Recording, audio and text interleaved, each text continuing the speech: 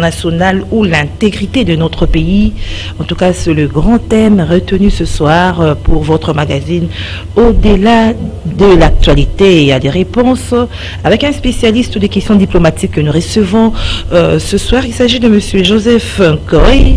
Il est donc, comme je le disais, spécialiste des questions diplomatiques. Il est également secrétaire national adjoint chargé de la communication et des médias au sein du parti politique Les Bâtisseurs du Congo. Bonsoir, M. Nkoy. Bonsoir Madame Gisèle, bonsoir à tous les Congolaises et Congolais. Alors le thème, je venais de l'annoncer, comment agir face à un voisin qui viole le droit international ou l'intégrité d'un pays, évidemment face à l'attaque du M23 qui est soutenue par le Rwanda, et les voix s'élèvent pour condamner, pour dénoncer, pour appeler aux sanctions des primes abord de par ce grand thème. Qu'est-ce que vous répondez? Merci beaucoup Madame. Il faut dire que la question de la paix à l'est de la République démocratique du Congo demeure jusqu'à ce jour préoccupante et très complexe, car elle repose sur un certain nombre de causes, un certain nombre de facteurs qui sont à la fois d'ordre international et national, et de ces faits, les mécanismes de résolution doivent logiquement correspondre à ce que les outils internationaux prévoient et ce que le texte aussi au niveau interne prévoit, pour justement ne pas tomber dans les mêmes comportements que celui que l'on qualifie d'agresseur. Donc la République démocratique du Congo, en tant étant responsable et respectueux des normes internationales et respectueux de la Charte des Nations Unies, notamment, et aussi de l'acte constitutif de l'Union africaine, ainsi que d'autres instruments juridiques internationaux à la matière, la RDC ne peut pas adopter un comportement qui soit considéré comme une riposte directe. Il faudrait d'abord commencer par la résolution pacifique qui passe par les organes internationaux. Là, vous parlez de la lecture des textes qui prévoient les textes par rapport à une situation pareille. Oh bien, il y a ici une question de sécurité, et la question de sécurité à ce jour est particulièrement organisé, encadré par le texte des Nations Unies. C'est ce que vous verrez même l'existence de l'organe prépondérant, organe majeur, principal même du système des Nations Unies, qui est le Conseil de sécurité et de paix. Cet organe a pour mission principale de pouvoir instaurer la paix dans le monde, particulièrement dans les pays qui sont signataires de la Charte des Nations Unies. Et ainsi, lorsqu'il y a un pays qui est attaqué par un autre, et si jamais ces deux pays sont membres des Nations Unies, eh bien, la question doit être résolue, traitée au niveau du Conseil de sécurité des Nations Unies, c'est-à-dire sur les plans diplomatiques.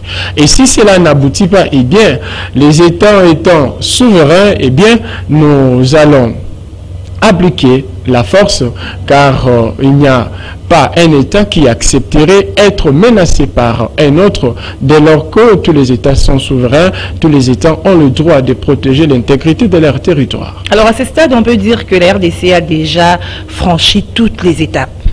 Bien, déjà, la semaine passée, si je m'abuse, les VPM aux affaires étrangères, son Excellence Christophe Lutundula Palapena-Pala, avait pris part, représentant le chef de l'État à l'Assemblée extraordinaire de l'Union africaine, tenue à Guinée équatoriale, à Malabo, où il a interpellé avec vivacité cette assemblée de pouvoir demander au M23, au Rwanda, qui est accusé aujourd'hui, pas accusé, mais qui est déjà clairement défini comme étant les premiers soutiens ou les pays qui soutiennent aujourd'hui le M23 qui attaque la RDC, que le Conseil de sécurité de l'Union africaine puisse demander au M23 de pouvoir déposer les armes aux fins de garantir la paix à l'est de la République. Après cela, je pense que c'était hier, au sein du Conseil de sécurité des Nations Unies, le VPM, Christophe Lutunula, y est suffisamment revenu. Le vice-premier ministre, ministre des Affaires étrangères. Vice-premier ministre, ministre des Affaires étrangères, qui, d'un ton fort, a non seulement interpellé les Nations Unies, c'est-à-dire l'Organisation des Nations Unies, sur la mission principale qui consiste à l'instauration de la paix sur l'ensemble de pays qui la constituent, et a interpellé tout de même ou rappelé à cet organe qu'il était temps de pouvoir demander, comme cela a été fait, si je me trompe, en 2013, oui, l'Organisation des Nations Unies avait demandé au M23, parce que ça c'est pour la deuxième fois que ces groupes terroristes prennent des armes pour combattre la RDC, l'Organisation des Nations Unies avait demandé au M23 de pouvoir déposer les armes, c'est ainsi que vous aviez observé les silences, il y avait la paix à un certain moment. Curieusement, cet organe, ou ces groupes armés, j'allais dire, se réveille encore à ce jour pour prendre les armes et s'attaquer à la République. J'ai suivi son Excellence Christophe Lutundola, qui a parlé avec beaucoup d'amertume sur le fait que c'est une organisation, c'est un groupe armé qui, dans le cadre de l'histoire, c'est toujours proposé de pouvoir occuper un certain nombre de fonctions ou certaines fonctions au sein de la République démocratique du Congo, et il est revenu là-dessus pour dire que cela ne doit plus être le cas. La RDC ne peut plus accepter ces recettes. Ça dit quoi? Accepter quoi? Que les groupes armés, que les groupes armés, notamment les M23, puissent attaquer la RDC et de ce fait exiger un dialogue qui aboutirait certainement à des concessions, c'est-à-dire la RDC et le gouvernement congolais va céder certains postes ministériels ou d'autres charges au niveau des provinces. C'est un peu du chantage. Hein? Voilà, c'est une situation. Si on fait aujourd'hui avec le M23, demain ça sera avec un autre groupe. Voilà. Et c'est ici pour moi les lieux de pouvoir féliciter ces fils dignes fils, j'allais dire, de la République, qui s'est montré déterminé sous la houlette, bien entendu, du président Tshisekedi pour restaurer la paix à l'est de la République. Je pense que le Conseil de sécurité a été suffisamment interpellé par son allocution, l'allocution du vice-premier ministre des Affaires étrangères, va avec urgence et agir pour que la paix revienne dans notre pays, parce que assez c'est assez. Alors, Monsieur Joseph Koy, vous parlez tout à l'heure là de ce que dit la loi par rapport à des situations pareilles. Alors, les discussions que le président de la République avait eu avec les groupes armés, il leur avait tendu la main, c'était à Nairobi. Ça fait aussi partie de solutions diplomatiques. Exactement, le président Tshisekedi, s'inscrivant dans l'optique de la paix, ne voudrait pas que, aussitôt que l'on constate une incursion, une attaque sur le territoire congolais, déclencher la guerre ou demander aux forces armées de pouvoir agir de manière très offensive. Parce que, je me rappelle, lorsque le président Tshisekedi a pris l'impérium, suivant sa vision diplomatique, il avait insisté sur le fait que, avec les voisins, on doit cultiver la paix, on doit cultiver et le vouloir vivre ensemble. Mais cela ne peut pas empêcher le président Tshisekedi, qui réalise qu'il y a, au-delà de sa bonne volonté de pouvoir cohabiter ou partager les relations avec d'autres États de manière pacifique, cela n'empêche pas le président de la République de pouvoir agir en tant que Alors ces discussions n'ont pas été, ou ces consultations n'ont pas été perçues comme une faiblesse par Non, ce n'est pas une faiblesse, ce n'est pas une faiblesse. Le président Tshisekedi voudrait d'abord tendre la main, comme il est de sa politique diplomatique. Et ainsi, s'il y a un groupe armé qui se dirait non prêt pour répondre à cet appel vibrant du président de la République, eh bien, d'ailleurs, les VPM Christophe Le Tunula a soulevé ça, ce groupe sera considéré comme un groupe terroriste qui, logiquement, devra subir la rigueur des forces armées de la République. Donc, sera maîtrisé au moyen des armes. Alors, puisque vous évoquez l'intervention de Christophe Le Tunula, qui est le vice-premier ministre en charge des Affaires étrangères au Conseil des sécurités, où il appelle le Conseil des sécurités à agir en toute urgence. Sinon, la RDC va agir comme un État indépendant. Quelle analyse vous faites par rapport à ces propos du VPM aux Affaires étrangères? Oui, en fait, comme nous le savons tous bien, la République démocratique du Congo n'est pas un pays conflictuel, n'est pas un pays qui est habitué à faire la guerre aux autres. La RDC, c'est un pays hospitalier. Oui, c'est ça l'inconvénient d'être hospitalier, mais je pense qu'à ces jours, il y a lieu que la République démocratique du Congo se définisse comme d'autres pays et défendent logiquement l'intégrité de son territoire. Se définissent, qu'est-ce que vous sous-entendez? C'est-à-dire quoi? Ça veut dire, nous sommes un pays souverain. Renforcer l'armée, Nous avons une armée, nous avons un gouvernement, nous avons toutes les institutions politiques qui fonctionnent, et donc nous ne sommes pas faibles comme d'aucuns le penseraient. Nous sommes forts, mais seulement que nous ne pouvons pas agir comme les autres. Le VPM Christophe Tunula a interpellé, et si jamais le Conseil de sécurité des Nations Unies ne venait pas agir dans un bref délai, donner l'injonction au M23 de déposer les armes, si cela n'est pas fait, eh bien, il a dit que nous allons agir en tant qu'État et nous ne laisserons pas même un centimètre à un groupe donné ou un groupe armé de quelque nature que ce soit d'occuper les territoires de notre pays.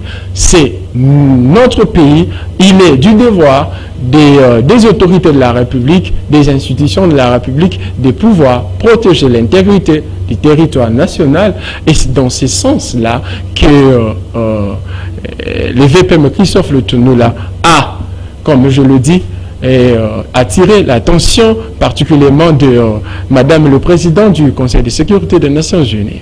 Alors, au-delà de condamner l'attitude du Rwanda face au M23, qui appuie le M23, il y a certaines personnes qui estiment qu'il faudrait renforcer l'armée, c'est-à-dire se mettre déjà dans la position du combat, renforcer l'armée et que l'armée devienne persuasive. Oui, il faut dire que il ne manque pas à notre armée les capacités de pouvoir mettre dehors ou mettre en débandade, en déroute les groupes armés. Il ne manque pas. Notre armée est suffisamment outillée, mais seulement qu'il y a des éléments qu'il faudrait revoir pour davantage renforcer les principes structurants du système sécuritaire de notre pays. Mais à ce jour, notre armée est capable, à moins de temps, de pouvoir chasser, je le dis, les groupes armés qui tenteraient de faire des incursions sur le territoire national. Donc c'est un peu ça. Au-delà de nos petites faiblesses au niveau interne, cela n'empêche pas que notre armée puisse se déployer et renverser et affaiblir toutes les autres équipes ou tous les autres groupes armés qui tenteraient de pouvoir... Au moment où on parle de l'infiltration au sein de l'armée... Oui, l'infiltration ne date pas d'aujourd'hui, c'est la résultat de l'histoire.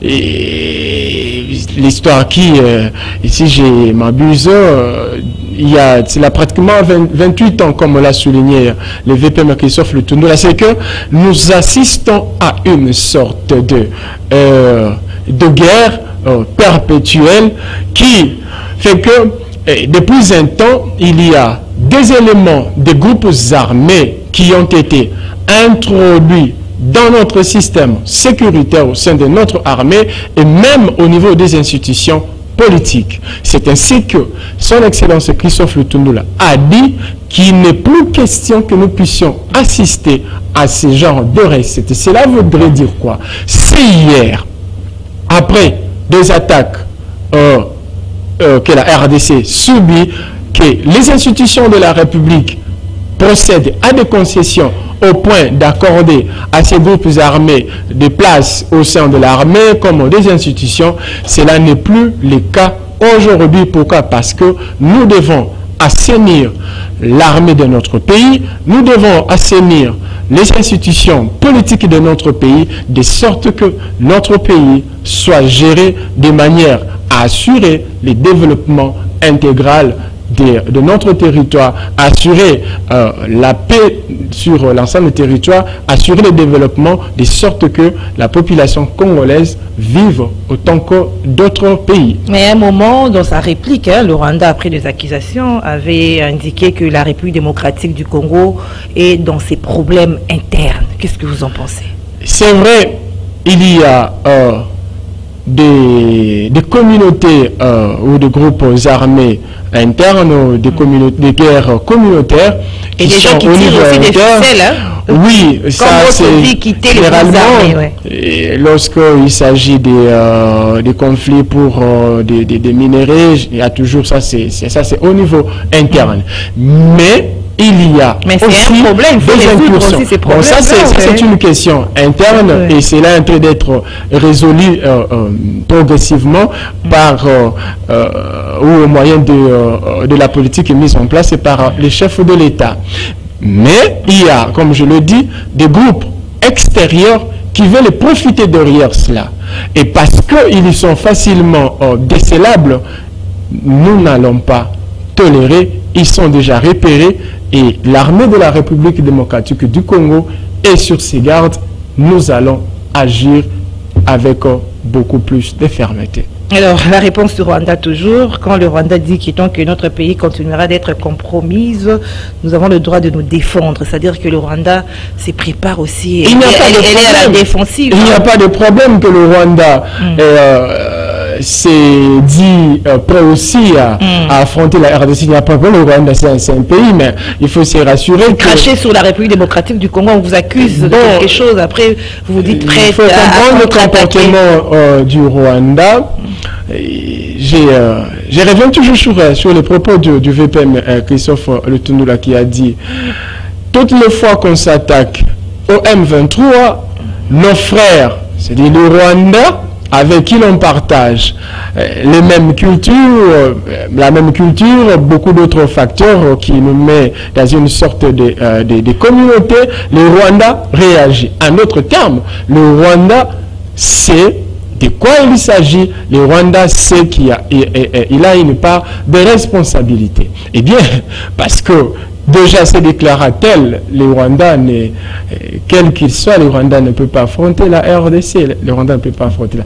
Même si jamais... C'est-à-dire quoi? Il n'a pas eu une armée forte? Même si le Rwanda pensait à avoir des soutiens extérieurs, eh bien, nous pouvons aussi, comme les autres, avoir des soutiens extérieurs pour enfin mettre en place une sorte de rivalité. Mais il y a déjà l'Ouganda qui accompagne la RDC à l'Est, l'UPDF qui est à l'Est avec le RDC, l'armée, les FARDC. Oui, c'est vrai. Je pense qu'il y a beaucoup d'autres choses à se dire là-dedans. Je préfère me taire. Alors, nous allons dans les réactions des autorités. Nous prenons celle du porte-parole du gouvernement, Patrick Mouyaya, qui dit qu'il est la RDC, au-delà de tout, est ouvert au dialogue. Oui, même le VPM Christophe Lutunula l'a dit, les dialogues n'est pas mauvais. Mais ce n'est pas un dialogue. C'est pas un dialogue qui va aboutir à des concessions comme d'aucuns les penseraient, comme les M23 les penseraient. Voyez-vous? Un dialogue dans le sens de pouvoir faciliter la pacification à moindre coût, la pacification de la RDC ou la pacification de l'Est de la République à moindre coût. Parce qu'à ce jour, la RDC peut décider de pouvoir faire la guerre au Rwanda, eh bien, cela va non seulement coûter et à la RDC et au Rwanda, mais cela va cela va créer beaucoup de dégâts collatéraux. Et parce que nous ne voulons pas que nous arrivions à ce stade-là, il est préférable que nous puissions encourager les processus du dialogue. Mais si cela n'aboutit pas, eh bien, nous avons l'obligation de pouvoir défendre notre territoire par quelques moyens que ce soit. De passer aux armes, à l'attaquer. Ben oui, parce que c'est ça le recours ultime. Lorsque pacifiquement ou au moyen de dialogue, vous ne voulez pas, eh bien, parce qu'il n'y a pas un État qui se soit ou qui se dise prêt à céder une partie ou une portion de son territoire, eh bien, l'État va mettre en place tous les moyens qu'il faut pour défendre l'intégrité de son territoire. Et la République démocratique du Congo est déjà sur cette voie si jamais les conseils de sécurité ne venaient pas agir dans un bref délai, ne venaient pas ordonner comme il l'a fait il y a 10 ans, ordonner au M23, au groupe armé M23 de pouvoir déposer les armes. Si cela n'est pas fait, eh bien, en toute souveraineté, à toute indépendance, la RDC se comportera comme État souverain. Alors, quand la République démocratique du Congo accepte de libérer les 2 soldats rwandais, ça démontre qu'elle est de la solution pacifique. Oui, je vous ai dit ceci, madame. La RDC, c'est un pays hospitalier. Mais cela ne peut pas faire de nous, ou ne peut pas faire croire aux autres que nous sommes leur marchepied. Non. La RDC, c'est un pays hospitalier, c'est un pays de paix, mais la RDC, c'est un pays qui peut aussi se fâcher. Un grand pays, un pays fort, un grand pays. Oui, nous sommes un pays fort. Rwanda. Enfin, on peut dire, l'Est de la République, les 2 provinces où Nord, Sud Kivu, suivant la scène configuration, envahissait le Rwanda. En moins de temps, le Rwanda sera annexé à la République démocratique du Congo.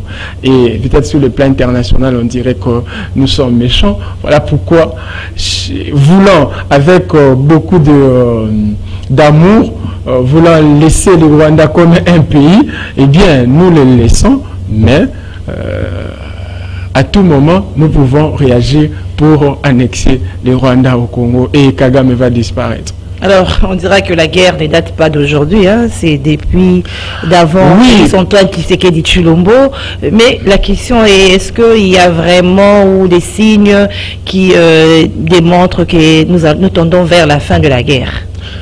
Oui, madame. Faire une comparaison avec les gouvernances passées. Oui, madame, parce que aujourd'hui, il y a cette détermination de la part des autorités de la République de ne pas laisser place aux groupes armés extérieurs. Ce qui fait que la chose ne sera pas très facile pour instaurer la paix. D'ailleurs même, le président Tshisekedi, connaissant ce qui devrait être fait, a installé ou a mis en place, a décidé, a décrété l'état d'urgence. Voyez-vous, c'est parce qu'il en connaît les causes. Il connaît les causes, il connaît ce qui pourrait être en termes de conséquences. Hier, nous avions assisté à des massacres à l'est de la République démocratique du Congo de manière tout autant régulière. Mais depuis que nous avons le président Tshisekedi à la tête de la République et avec l'état de siège décrété par lui, instauré par lui, il y a des succès. À ce jour, nul ne peut contester, nul ne peut nier les efforts qui sont en train d'être consentis dans ce sens pour instaurer durablement et définitivement la paix à l'est de la République démocratique du Congo. Hier, nous pouvions assister à des massacres tous les jours presque, mais aujourd'hui, les incursions sont à compter à bout de doigts. Donc, par rapport aux années passées, par rapport à la gouvernance passée. Il y a moins de morts par rapport à ce que vous voulez dire? Oui, ce n'est pas moi qui l'ai dit, mais c'est les rapports des organisations de la société civile, des organisations internationales dans ce sens. Alors, il y a certaines personnes qui estiment qu'il y a des accords secrets entre la République démocratique du Congo et le Rwanda. Qu'est-ce que vous répondez à ces gens-là? Oui, moi, dans le cadre de mes petites recherches aussi, j'ai pu trouver qu'il y a ce qu'on appelait l'accord de l'Emera. L'accord de l'Emera qui a consisté à une mise en place des forces ougandaises, forces rwandaises, dans le sens de pouvoir chasser le régime Mobutu, libérer le Congo dans ce sens. Quand vous lisez cet accord, vous comprendrez qu'il y a des concessions majeures qui ont été faites à tous les participants dans le cadre de cette lutte-là qu'avait amené ou qu'avait initié le président Désiré Kabila de Résumé-moi. Voyez, quand je lis, si je m'abuse, l'article 4 de cet accord, il est prévu que l'on puisse attribuer au moins 300 km² à ces forces-là qui ont concouru à la libération de la RDC. Voyez-vous? À part ça, il y a un autre élément, je prends toujours l'article 3, si je m'abuse, que ces forces-là, forces ougandaises, rwandaises et burundaises, si je m'abuse, occuperaient de place au sein des institutions de la République. Ce qui fait qu'à chaque fois que ces forces extérieures ne se retrouvent pas dans le cadre de l'accord qui a été signé, cherchent toujours à avancer au fin d'amener ou de vouloir amener les autorités en place de céder et d'appliquer cet accord-là. Voyez-vous? Mais la logique actuelle, la gouvernance actuelle, celle du président Tshisekedi Tshilombo, la diplomatie actuelle est celle qui consiste à protéger la RDC contre toutes les attaques extérieures, celle qui consiste à mettre hors application tout accord qui a été conclu à violation de la souveraineté de la RDC.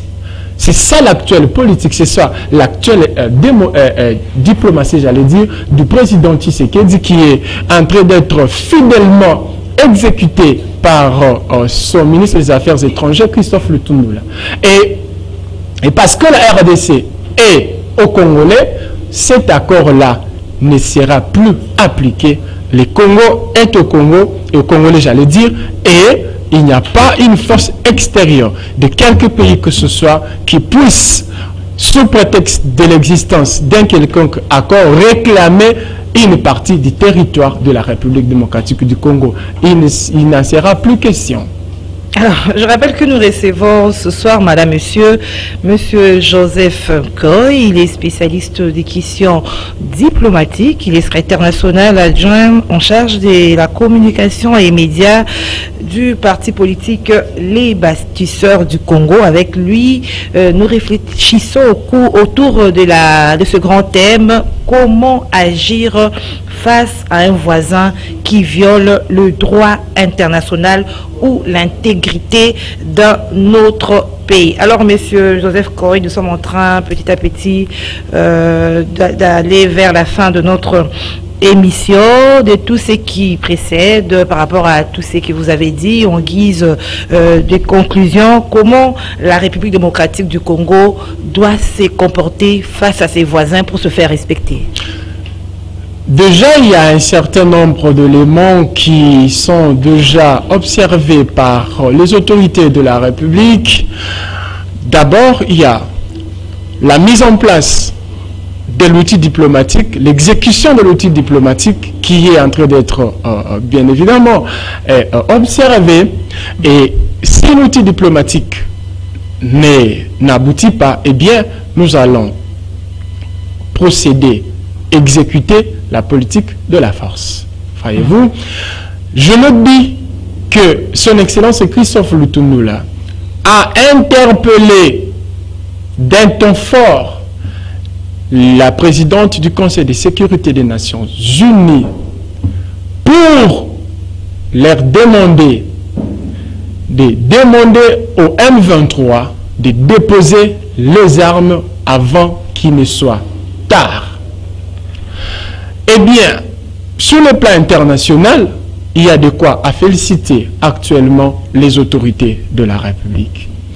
Au niveau interne, voici ce que je peux demander à tous les politiciens, tous les acteurs politiques, j'allais dire, demander à tous les citoyens congolais de ne pas se constituer un obstacle à la politique du chef de l'État, à la politique des institutions de la République, mais plutôt s'y rallier au président de la République parce qu'il s'agit de la défense d'une cause commune.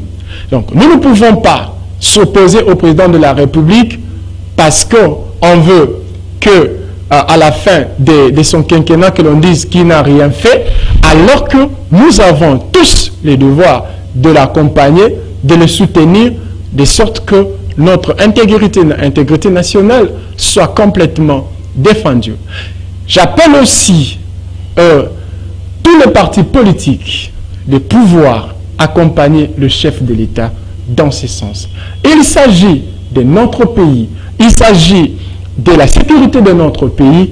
Nous devons de manière objective, sans arrière-pensée, accompagner le chef de l'État. Il y a déjà beaucoup d'organisations, beaucoup de partis politiques qui s'inscrivent dans la logique de pouvoir soutenir les chefs de l'État, même notre parti politique, les bâtisseurs du Congo, auquel j'appartiens. Vous ne considérez pas comme d'autres s'organisent en s'écoutisant pour appuyer les FARDC? Et je ne peux pas venir le dire ici, mais nous avons le devoir de pouvoir soutenir les chefs d'État. Nous sommes déjà en train de les soutenir, car telle est l'idéologie de notre parti politique, soutenir les institutions en place en vue de concourir à la réalisation de l'intérêt général. Donc nous ne pouvons pas être un parti politique qui subjectivement s'oppose au président de la République, aux autorités en place, mais plutôt un parti politique qui voit l'intérêt de la République, un parti politique qui a pour mission de sauvegarder l'intégrité du territoire national et soutenir les forces armées. Et c'est dans ce sens que notre parti, les bâtisseurs du Congo, est en train d'agir. Alors vous êtes quand même d'accord avec ceux qui s'écoutisent, par exemple à l'Assemblée nationale, où il n'y a pas de problème. Appeler chaque député à verser $100 pour appuyer les... Il n'y a pas de problème. Il s'agit de notre pays.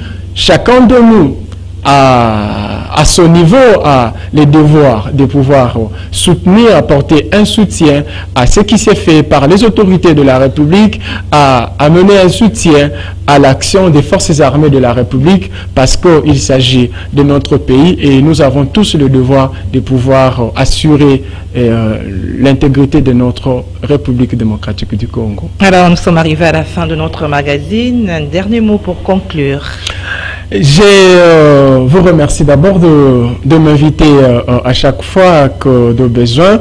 Je remercie tous les Congolais qui nous suivent et je ne cesserai de faire appel à tous les partis politiques, à tous les acteurs politiques, à tous les citoyens congolais où qu'ils se trouvent, de pouvoir prendre en main le destin de notre pays en soutenant, je ne cesserai de le dire, le chef de l'État qui n'assure pas certainement une gouvernance parfaite, mais une gouvernance qui nous met sur l'orbite du développement de la RDC. Alors merci pour vos analyses pertinentes. C'est moi qui vous remercie, madame. Merci à vous, fidèles téléspectateurs du magazine Au-delà de l'actualité. Nous avons reçu M. Joseph Koy. Il est spécialiste de questions diplomatiques. Il est secrétaire national adjoint en charge de la communication et médias du parti politique Les Bâtisseurs du Congo. Et les thèmes retenus ce soir, c'était comment agir face à un voisin qui viole le droit international ou l'intégrité d'un pays. Merci, au revoir, à la prochaine.